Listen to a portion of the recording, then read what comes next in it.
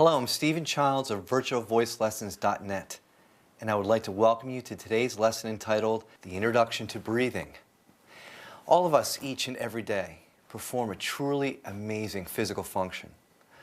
A function that, if not performed correctly every single moment of every single day, would certainly lead us to an end of our very lives. And even though breathing is so very important, we rarely give it a moment's thought. Interestingly, breathing has been at the forefront of many self-help systems all throughout history.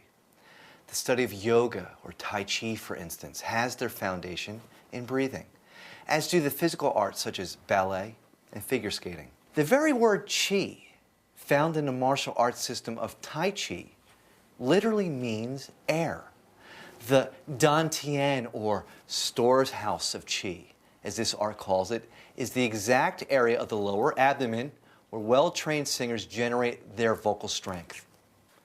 Tai Chi attributes the idea of energy, blood flow, breath control within an overall concept known as Qi. This, in fact, is the foundational principle in which any Tai Chi master will use in explaining their explosive physical powers. For example, try throwing out a punch while taking in a breath.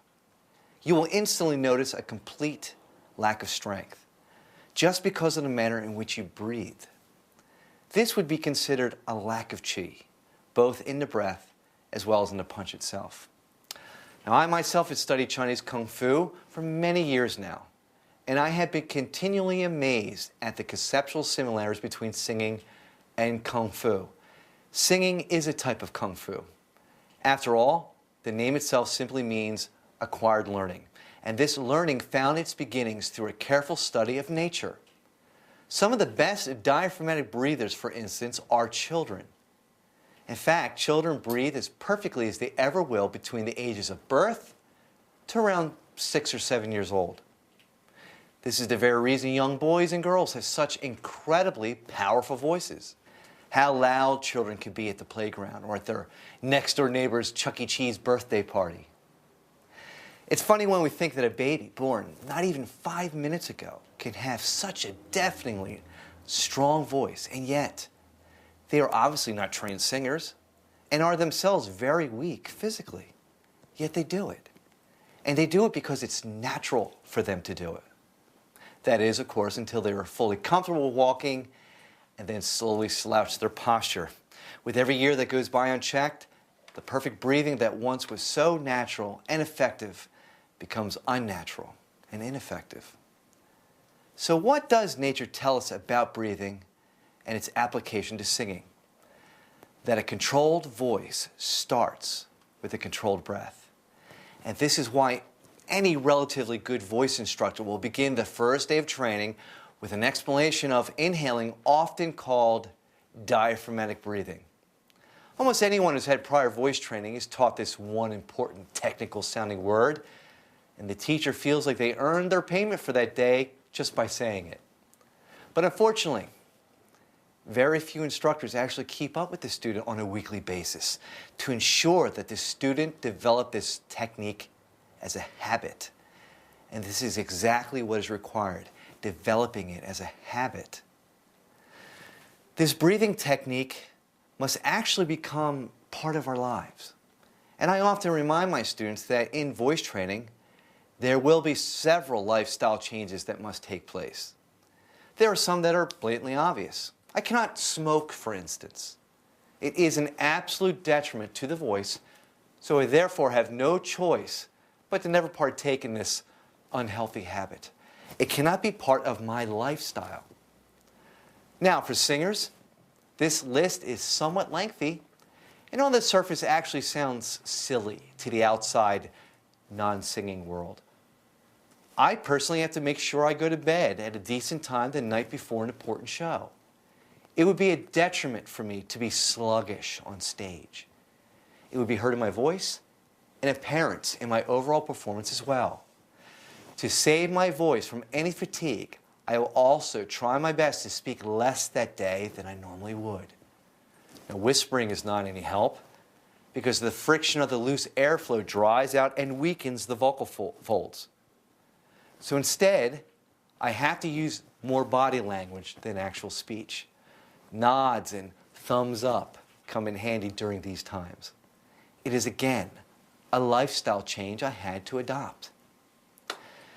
Any memory of the legendary singer Luciano Pavarotti is often remembered with this operatic giant behind his black, expensive tuxedo and a brilliant white scarf around his neck. The scarf always protecting his timeless voice from the elements. Now, some may see this as over the top, but the concept is the same. He chose to change his life to embrace what he felt was a noble habit. The point being made here is obvious. A controlled voice starts with a controlled breath.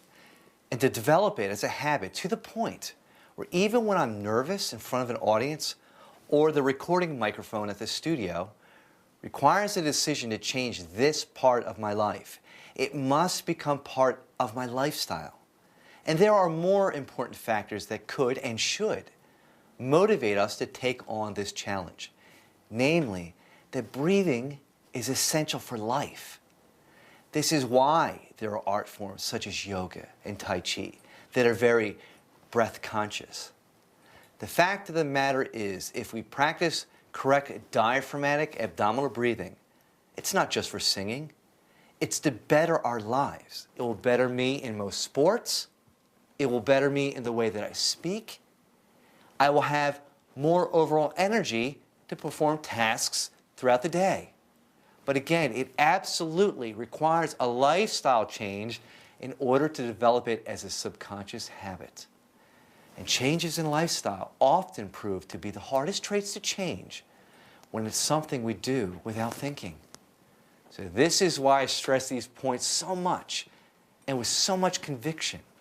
If we want to be our absolute best at singing, if we want to sing effortlessly and be able to sing song after song, show after show without becoming fatigued, then we must master correct breathing. And again, the other equally important motivating fact is that we need to breathe correctly anyway to enhance our lives.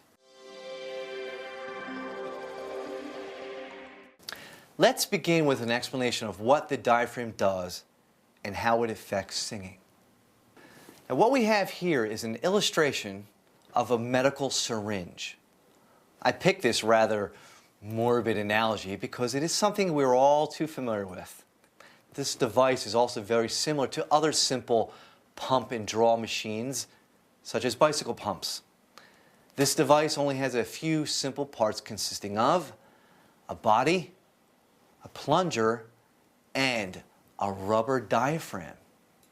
You probably can imagine that if you placed your finger over the opening end of the syringe and pulled back on the plunger, that you would feel suction on your fingertip. The explanation for this is that the rubber diaphragm is sealed airtight against the inner wall of the syringe, and when you pulled back with the plunger, it caused a vacuum or negative pressure inside the syringe's body. Air from the outside world wants to fill in the vacuum, and so it tries to rush into the opening at the front end of the syringe, drawing your skin in with it. This is how it draws blood from your body. It's a simple process, but it is using a lot of physics to achieve it. Now, all of us have experimented with this physical oddity every time we sat down to eat at a restaurant. While waiting patiently for our food, we grab the nearest straw and quickly jab it into the ice-filled glass of water on the table. Now, after skillfully placing our thumb over the top of the plastic tube, we lift it slowly out of the water, and to our expected amazement, the water stays inside the straw. And if you ever wondered even for a moment how such a simple plaything can be so complicated, please listen on. You see, the water inside the straw is acting like a diaphragm. After the water settles and finds its own level, it will then completely seal the inside body of the straw to some degree. Because the water has weight, its gravity will cause it to drop down. This then will cause a vacuum inside the tube because my thumb is not letting the air enter in through the top. And because nature abhors a vacuum, the outside air pressure tries to push its way into the straw, which in turn traps the water. This is exactly what stops the water from falling out all over the table. The outside air is pushing against the water inside the straw and trapping it there. As soon as you let go, the vacuum no longer exists, and the water then drains downward. Well, as you can see now, you have a very detailed explanation of something that we may do just to pass time in a restaurant. Yet it employs many different facets of physical science without really knowing it. And this is exactly how our lung system works as well.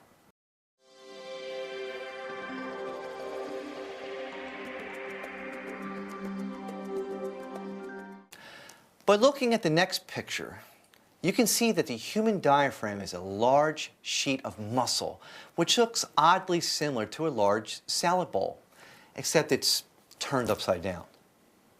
It completely covers the lower diameter of the rib cage. And just a note, the rib cage itself is airtight due to a thin lining on the inside called pleura. When we take in a breath for singing, the diaphragm drops downward, which causes a vacuum inside the rib cage. And because nature abhors a vacuum, the air rushes into the nose or mouth and in turn fills the lungs. And that's how it works. Simple concept with enormous physics. So now let's take a more detailed look at how we take air into our lungs. What we have here is a model of our lung system.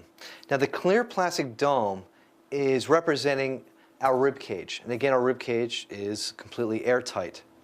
And at the top here, we have an opening, which is representation of our mouth. And inside, you can see our two balloons, which of course are representing our lungs. And at the very bottom, we have a rubber diaphragm. Now, what I'm going to do is, I'm going to lower the diaphragm by pulling on this little handle, and lo and behold, it draws or sucks air into the lungs. Let me do it again. And as you can see, when I release it, the lungs deflate. And this is exactly how our lung system works. Our diaphragm drops down, and when it does, the stomach has to move out of the way. That's why we allow the stomach to drop with it.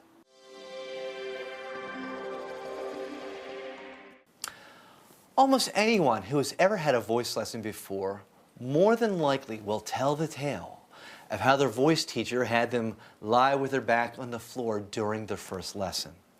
And I would bet that if you asked any number of them why their voice teacher had them lay down on their back on some gross floor that you knew a million students have trampled across over the years, most would not have a clue. And for those who try to give an explanation, almost always give an obvious yet simplistic answer. They say, it's to help me with my breathing. And of course, ultimately, this commonly used tool can help us on our way towards developing correct breathing habits. But the question still remains, why? What is the teacher unknowingly trying to teach? Well, let's start to answer this question by having you yourself perform this seemingly foolish exercise. I would like you to take a brief moment to lie down on your back on a hard floor. No beds or couches, please. Just clear your mind of any concerns that you may have and just lay there with your hands folded across your abdomen with the top of your hands just below your belly button. Now, please keep the video running as we will now give you a few minutes to position yourselves.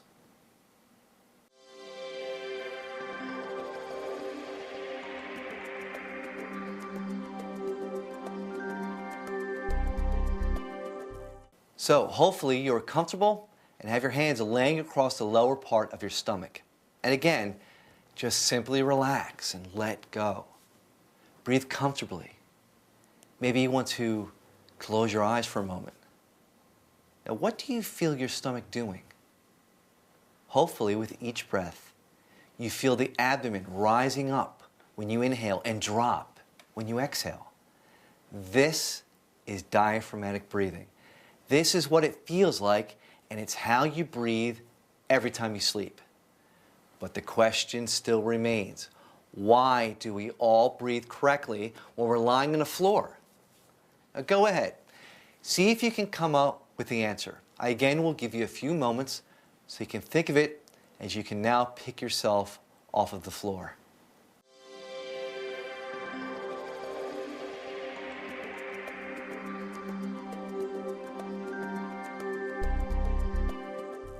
Now, most people answer the question like this. I breathe correctly because I was relaxed. Some people say it's gravity. Some say it's because the weight of the belly is in a different position. All of these are reasonable, but unfortunately incorrect. If you answered because my back was flat, then you are 100% correct. If my back is flat on the floor, then I am in perfect posture. And correct posture invites correct breathing. It's often said that breathing is the foundation of singing, and I myself teach this important truth. But I must go one step further and add that good posture is the foundation of breathing.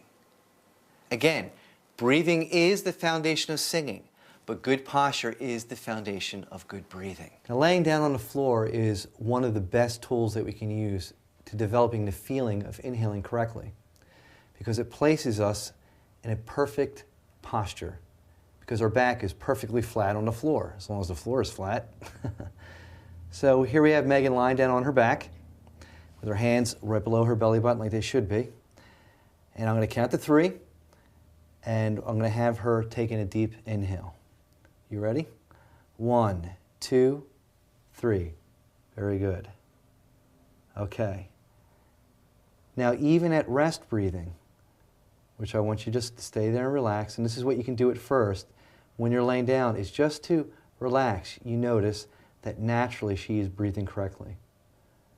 Okay, now slowly start to increase that. Taking a little bit more air, very good.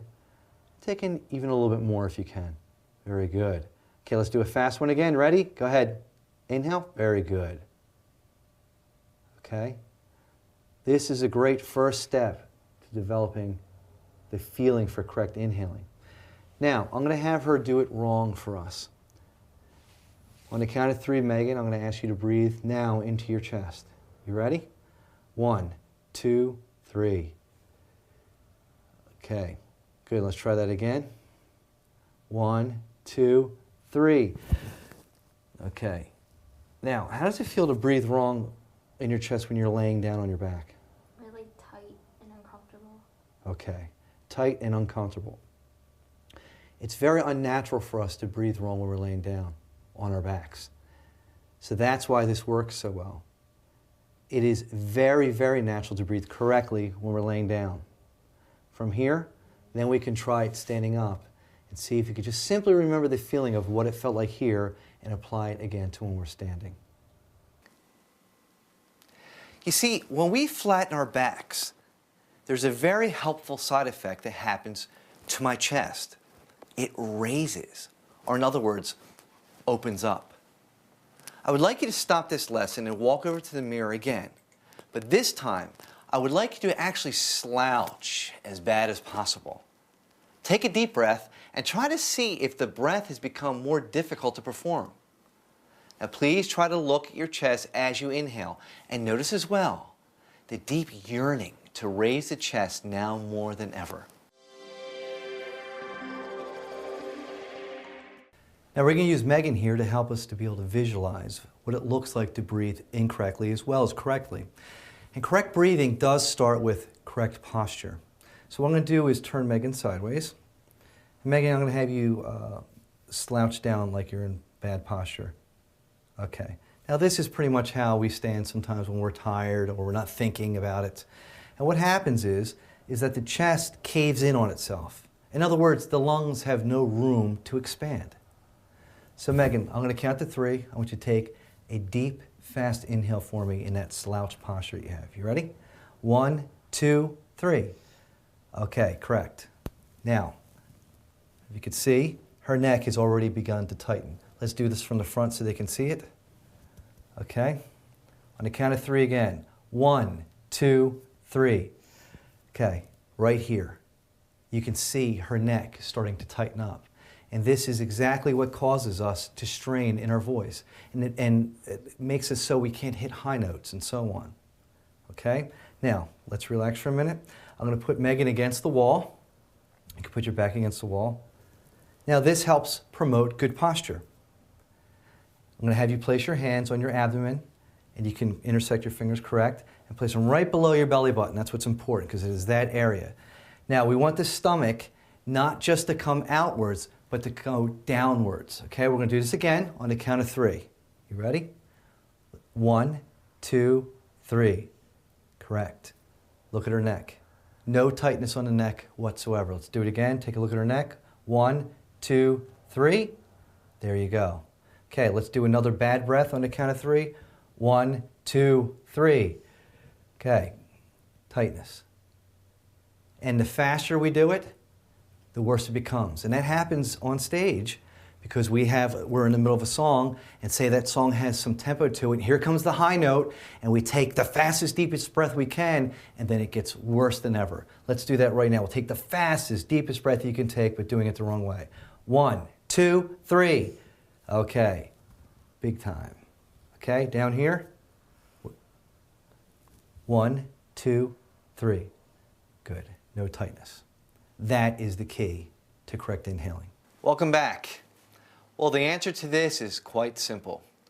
When we slouch, our chests are actually caved inward. And because of this caving into the chest, our lungs have no room to fill with oxygen.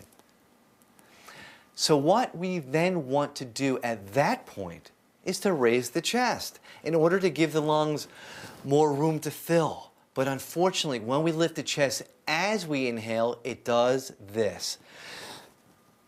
It tightens the neck. And this is without a doubt the last area of our body that we want to tense up. Our vocal cords are a muscle pair that are housed inside of the neck. Whenever we flex muscles, the surrounding muscles tend to tighten as well. And to prove this, try this little experiment. It is quite simple, yet can be surprisingly difficult. Make a fist with your strongest hand and grip as tight as you can, but don't allow yourself to tighten any of the surrounding muscles, such as your bicep or your shoulder muscles. Now, although you may be able to achieve this simple task, you'll notice that it takes considerable concentration. As you can see, if we tighten a muscle group, the surrounding muscles want to tighten as well. Remember, the vocal cords are housed inside the larynx, which is found in the neck.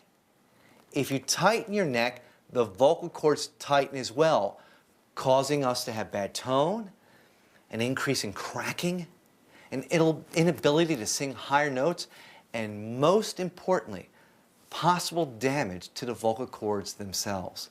And all of this is done without even singing a note. You can imagine that singing will only make the flexing worse, especially when the notes are high and sustained.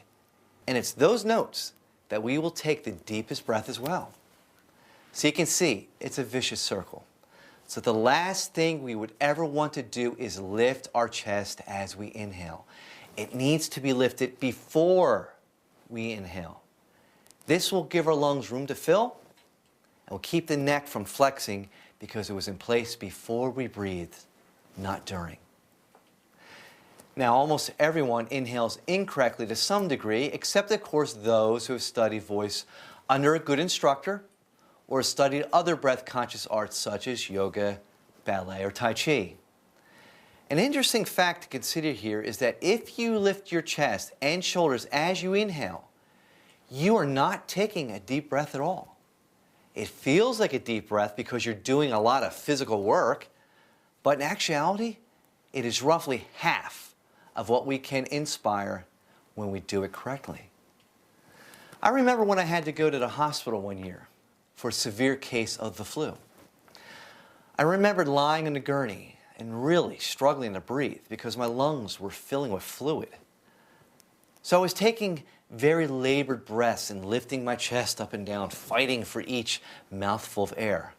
Suddenly, a doctor that I've never met before walks by my side and says, "Hey, why don't you stop breathing so shallow?" So here am I, the one person in that entire hospital who understood correct breathing and has taught it to hundreds of people, including doctors, getting told to stop breathing shallow.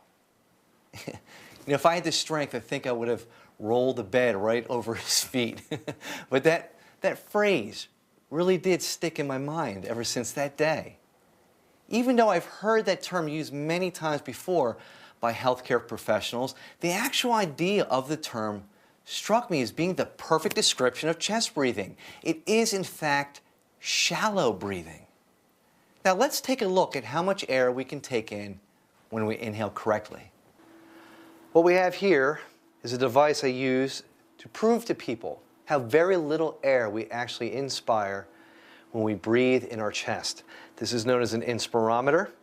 And what the idea here is I'm going to draw air in, and I got to keep this indicator somewhat in the middle, and then the plunger comes up and we can mark how much air we're inspiring. So let me turn this around. Now this time I'm going to breathe in my chest only. Here we go. Let me dump all the air out of my lungs.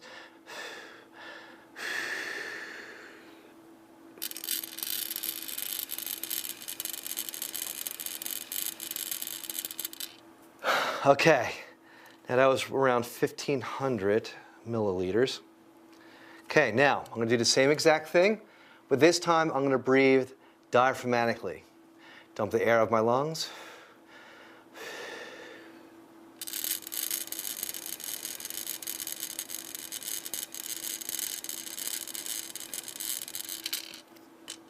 About 2,500.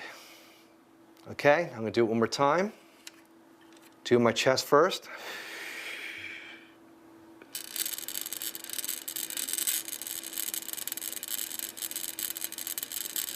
Okay, it's around 1,500. You can see it's actually very shaky when you do that as well. Okay, I'm going to do it diaphragmatically.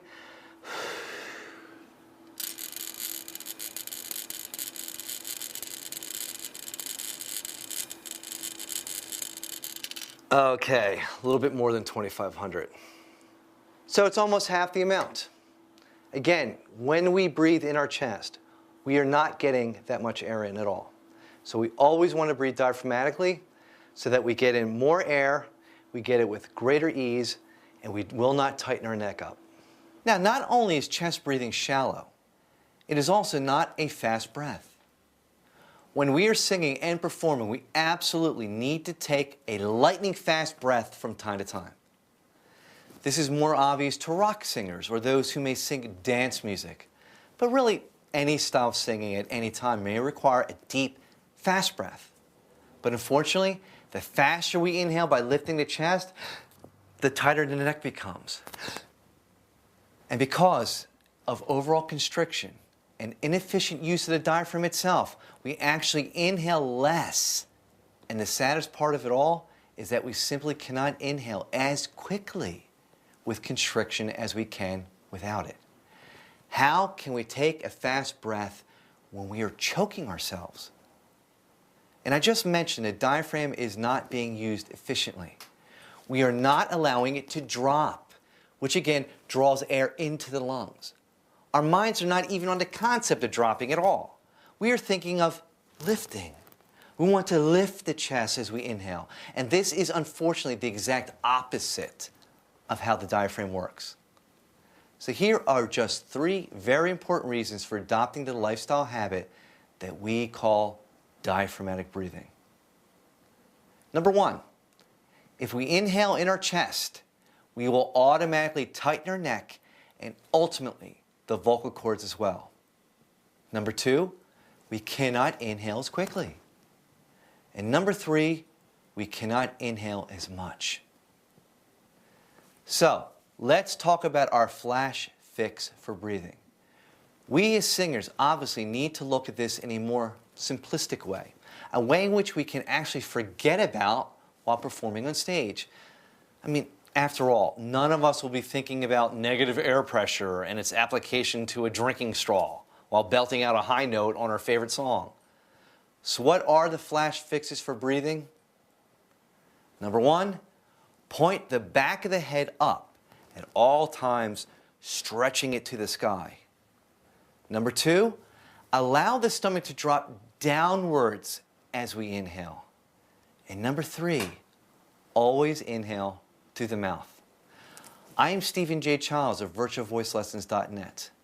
Thank you for listening, and may God bless.